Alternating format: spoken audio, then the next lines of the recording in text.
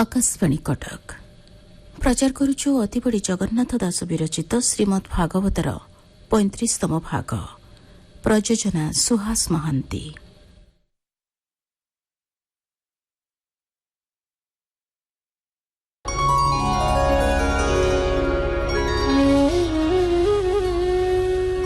नारायणं नमस्कृत्य नरं चैव नरोत्तमं देवीं सरस्वतीं व्यासं ततो जयमुदीरयेत्।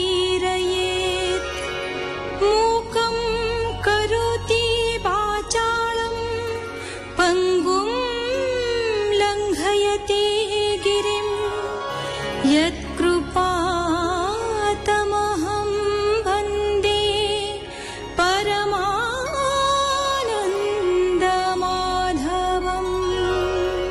पुओ कांदिबा शब्दरे मुनिଙ୍କ ध्यान भांगीगला। निज गଳାରେ साप देखि आसनରୁ उठी गଳାରୁ सापକୁ काढ़ी पकेइले। पुओठाରୁ ସବୁ ଶୁଣି मुनि पुओକୁ କହିଲେ, राजाଙ୍କ अल्प अपराध ପାଇଁ ଏତେ ବଡ଼ ଦଣ୍ଡ ଦେଲୁ। ସେ ଧାର୍ମିକ ରାଜା, ତାଙ୍କୁ ଏପରି ଦଣ୍ଡ ଦେବା ଉଚିତ ନଥିଲା। ସେ ରାଜାଙ୍କ ଅନ୍ତେ ରାଜ୍ୟ ଅରାଜକ ହୋଇଯିବ। ତାଙ୍କର ଭୋକ ଶୋଷ ବେଳେ ତୋର ତାକୁ ଶାନ୍ତି କରାଇବା କଥା। ଏହାପରେ ମୁନି କୃଷ୍ଣଙ୍କୁ ମନେ ମନେ ଧ୍ୟାନ କଲେ। ପୁଅର ଦୋଷ ପାଇଁ କ୍ଷମା ମାଗିଲେ।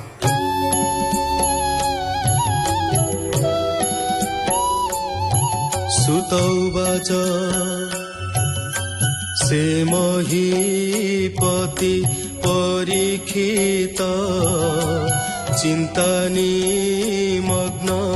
दुःखचित एकान्ते बसि विचारयि निन्दित कर्म कलिमुहि अर्जित कर्म बस होई गुरुजे सने शिक्षा दे अन्याये प्राणी कबे भारे कुकर्म कली ए संसारे निर्दोष ब्राह्मणर गळे सर्पलम्बाई धनुहुळे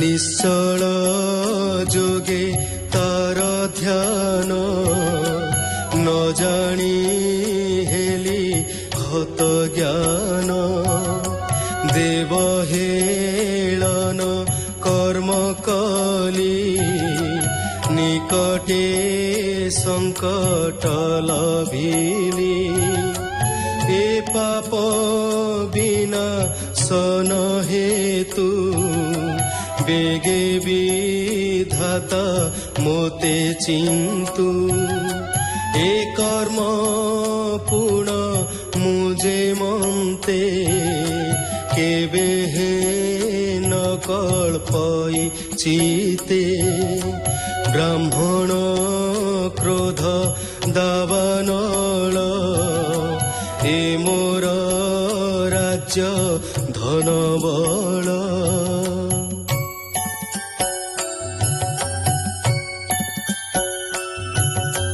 आत्मार संगे दहु मोते ए कर्म न करे जे मंते गोदीज देवंक हिंसने दुर्बुद्धि न स्फुरु मो मने ए मंते विचारु विषादे वृत्तान्त शुभे जनपदे पुरग ब्राह्मणर गळे राजा जे देला धनुहुळे तार बालक साप देला तक्षक दंशी बबोइला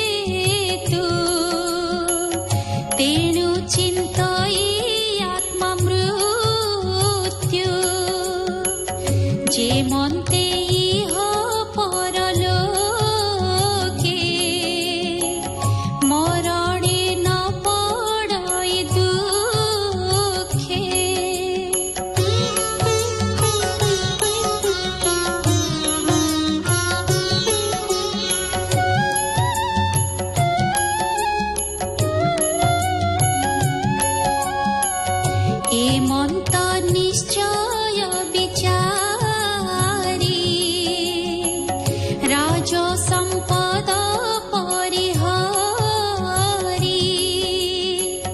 ଚିନ୍ତିଲା କୃଷ୍ଣ ପାଦ ପୃଷ୍ଠ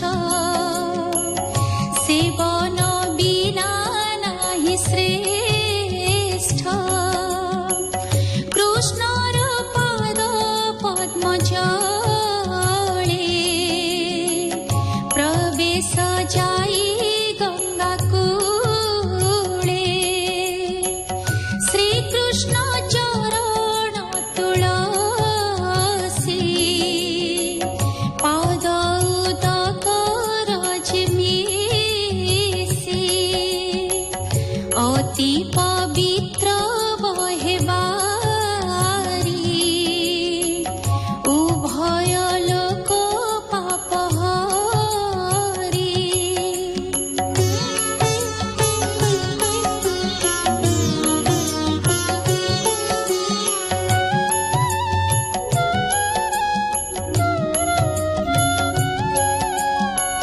ପ୍ରାଣୀର ପ୍ରାଣ ତ୍ୟାଗ କାଳେ କେବା ନ ବସେ ତାର କୂଳେ ପାଣ୍ଡବ ବଂଶେ କୀର୍ତ୍ତି କର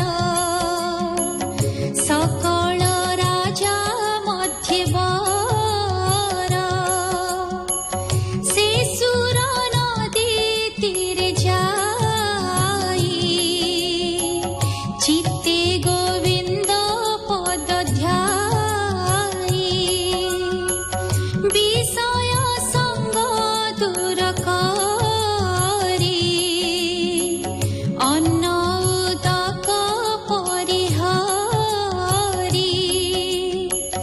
ମୁନିଙ୍କ ବ୍ରତେ ସେ ନିଶ୍ଚଳେ ମନ ନିବେଶି ଗଙ୍ଗା ଜଳେ